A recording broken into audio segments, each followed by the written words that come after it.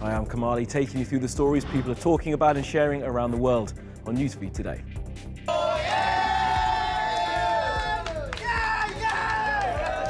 Hoo-yah, the delights of the rescue of 12 footballers and their coach in Thailand. We take you through their miraculous 2 weeks. Facebook flops, fines, lies and lawsuits, more woe for the social network.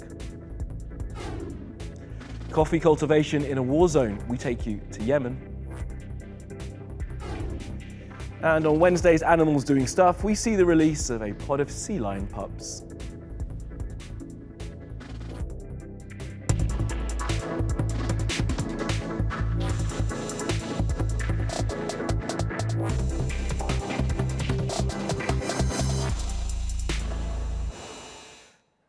All right, top of our newsfeed. 13 went in and 13 came out. A football team called the Wild Boars has survived a harrowing ordeal in caves in the highlands of Thailand.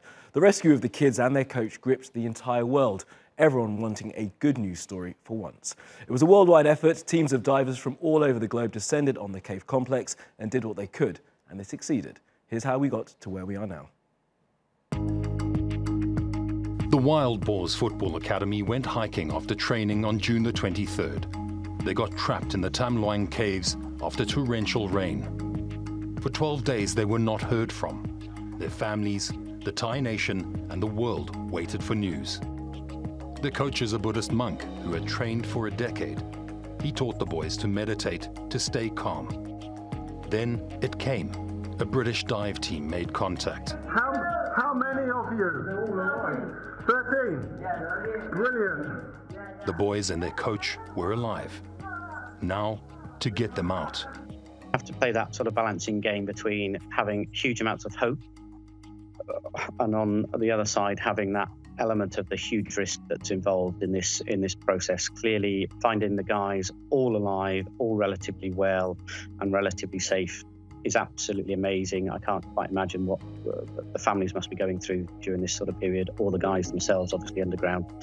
But we're making sort of not beating around the bush at all, that this is a significant rescue operation. On July the 6th, Thai Navy SEAL Saman Kunan died in the caves. July 8th, the first 4 boys came out. July 9th, 5 more came out. July 10th, 4, including the coach, were saved.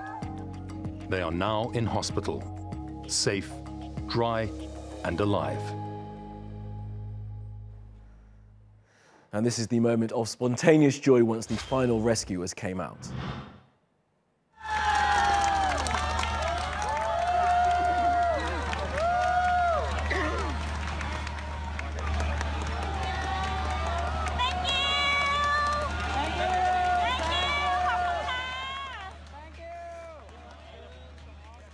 Well, our man on the ground throughout this story has been John Joe Regan. Earlier in the week, he showed us what it's like to cover such a big story for the world's media. Now he's been to the school where some of the boys went. They held an assembly to celebrate their rescue. So I've just been watching the first assembly for this school since the boys came out. 6 of the boys went to this school, and I can tell you that the atmosphere here was absolutely amazing. It was a lot of laughter, a lot of joy, a lot of cheering. And some of the things that were said in there, that they were glad to have them back, of course, but also that all the boys would have to do all the homework they'd missed out on. But generally, the feeling was one of great happiness here. And it will be more than about a week now before the boys come back to school, at least, I'd say, because they'll have at least a week in hospital after that initial 48-hour quarantine period, and then probably more rest, more recuperation, and then a chance, they hope, to see a lot of their friends. Right now, against some of our better instincts, we've been mentioning Elon Musk during our coverage of this rescue.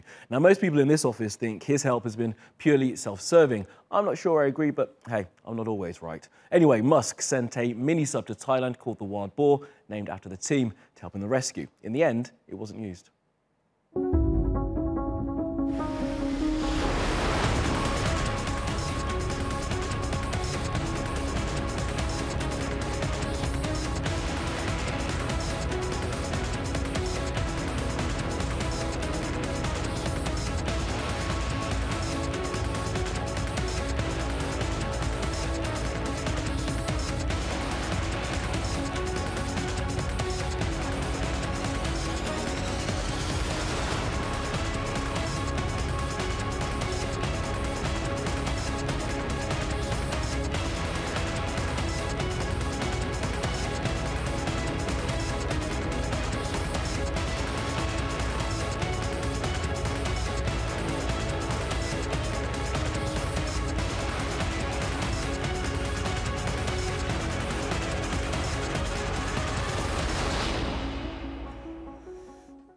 Well, then Mr. Musk went off on Twitter at some of his haters, taking aim at the BBC, who jumped on the anti-Musk bandwagon pretty early on. First, he corrects their copy, always embarrassing for a journalist. He wrote, the former Thai provincial governor described inaccurately the rescue chief is not the subject matter. That would be Dick Stanton, who co-led the dive rescue team. He then posted an email convo he'd had with Mr. Stanton, in which Mr. Stanton encourages Mr. Musk to keep working on his project. He then added, moreover, based on extensive cave video review and discussion with several divers who know SpaceX engineering is absolutely certain that a mini-sub can do the entire journey, and we can demonstrate at any time. He finished by saying the sub would be good for rescuing vulnerable patients in dangerous environments, particularly if water is toxic and there's gas present or bacteria, as a patient will remain dry and at standard air pressure the entire time. Well, people turned to every screen they could, tablet, TV, laptop and phone, for news of the fate of the wild boars, and of course cheered when the good news finally came. A Google search on Tuesday for the words Thai cave rescue revealed 359 million results, with most people interested when British divers found the boys and the rescue mission began. A Thai Navy SEAL Facebook post confirmed all 13 had been rescued on Tuesday and had more than 200,000 likes and 56,000 shares in the space of just an hour. People were writing things like, "You're all heroes," and "Thank you on behalf of a grateful world." Now, on Twitter and Instagram, people sent messages of support, advice and sketches of the boys in the cave using the hashtag Thai Cave Rescue, Boar Team, Thai Navy SEALs, Pray for Thai Boys and Bring the Boar Team Home.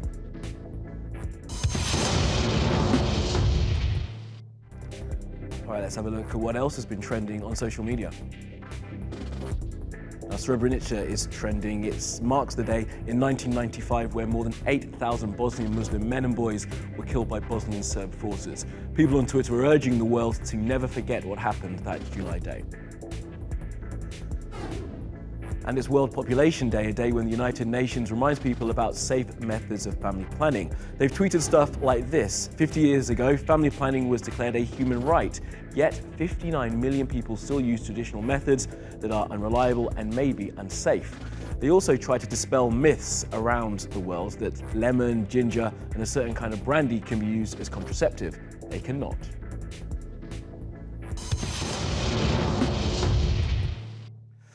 Well, Facebook's woes continue and widen. The UK says they will fine them £500,000 for their use of a firm called Cambridge Analytica, which existed to manipulate people's political beliefs through social media posts. Facebook was its preferred medium. Facebook made $11 billion in the first 3 months of this year. And down under, a legal action has been taken by Facebookers who found their data had been used without their explicit consent by Cambridge Analytica. It's a class action and, in the words of the lawyers working on it, seeks financial recompense for the unauthorized access to and use of their personal data. Now, a Hindu woman in Pakistan is breaking new political ground by taking part in elections. Have a look.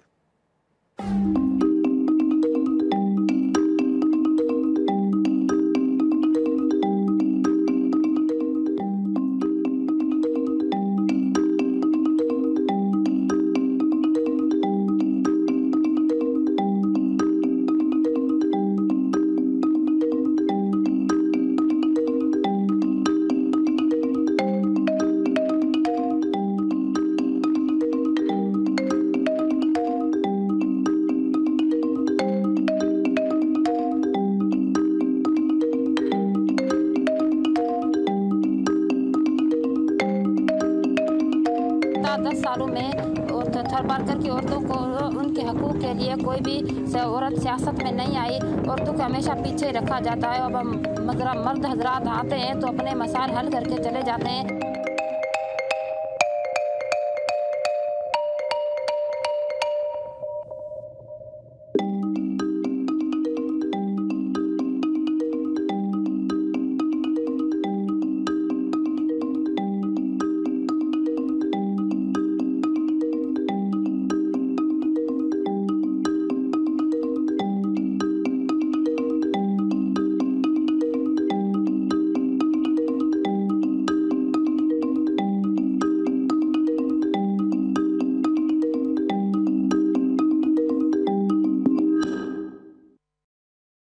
Now, we've been trying to keep across the back and forth between the Indian government and the messaging app WhatsApp.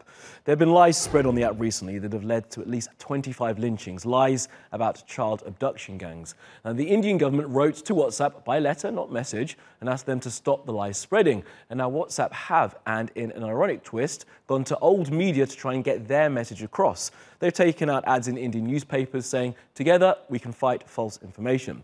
They also had a couple of tips, one of which is fake news often goes viral. Just because a message is shared doesn't make it true, you don't say. In a country with illiteracy levels of 74%, it's doubtful these ads will have any effect, but A for effort, WhatsApp.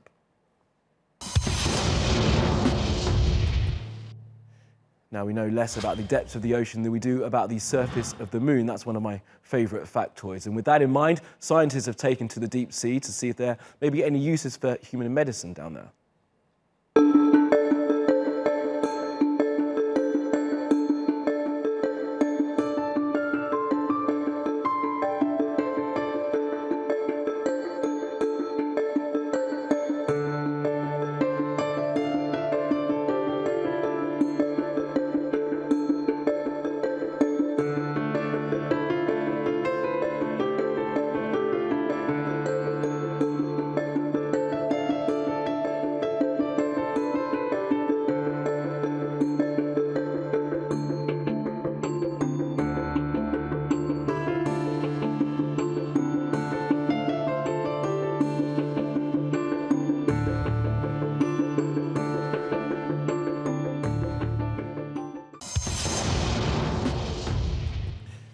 Now, Yemen may be a country torn asunder by war, but it had an amazing coffee heritage. Tamina looks at how some of that tradition is being brought back as the bombs continue to fall.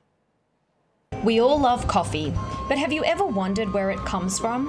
The place where a lot of it comes from might surprise you. It's Yemen, one of the poorest countries in the world, and it's currently going through one of the worst humanitarian crises. The word mocha comes from the port of Mocha in Yemen. 90% of the world's coffee can be traced to the country, at the southern end of the Arabian Peninsula. The port of Mocha was where the first coffee shipments began in the 1400s. The beans are some of the best in the world and are an important source of income for the war-torn nation. Coffee consumption was first found in the Yemeni city of Zabid during the 15th century. Coffee cultivation started within Yemen to meet local needs. In 1450, local Islamic Sufis first began drinking coffee to stay awake during late-night prayer. This eventually led to people inventing farming techniques to grow coffee. But today, the situation in Yemen is very different. Thousands have been killed in the chaos since the conflict emerged during the Arab uprisings in 2011. Frequent power outages have increased the costs of processing coffee in Yemen, and access has become increasingly difficult and dangerous. But even though the country is facing an ongoing civil war, coffee provides Yemen with a pretty lucrative opportunity. It's now sold in many hipster cafes around the world and can cost up to $16.